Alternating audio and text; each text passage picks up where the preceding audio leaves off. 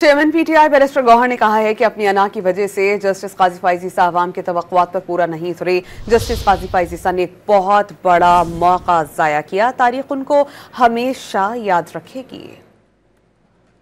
अलविदा कहते हैं काजी फाइज़ हिस्ट्री उसको याद रखेगी, हिस्ट्री रिपीट की जाएगी। जो तवक्कुआत अवाम की उससे वाबस्ता थी वो अपनी अना की वजह से उन तवक्कुआत पे पूरा नहीं उतर सके। एक बहुत बड़ा मौका उन्होंने ज़ाया किया। अना क्या मतलब? बस बाज़ अल्फाज ऐसे हैं कि देखिए, आप अगर एक पोजीशन पे बैठते हैं तो लोग आपको पत्थर भी मारे लाकर अपने लोगों को जोड़ के रखना होता है, वो नहीं कर सकते। उसका एक फ़र्ज़ अदा करना होता है एक पोजीशन पे। जिस वक्त आप आ जाते हैं चीफ जस्टिस, एक बहुत बड़ी जिम्मेदारी है। 25 करोड़ अवाम में से अल्लाह ताला ये मनसब एक ही बंदे को देता है और उसी के हुक्म से लोग फांसी चढ़ते हैं। इसलिए उसके ऊपर बहुत बड़ी जिम्मेदारी है कि वो जिम्मेदारी भी पूरा हो।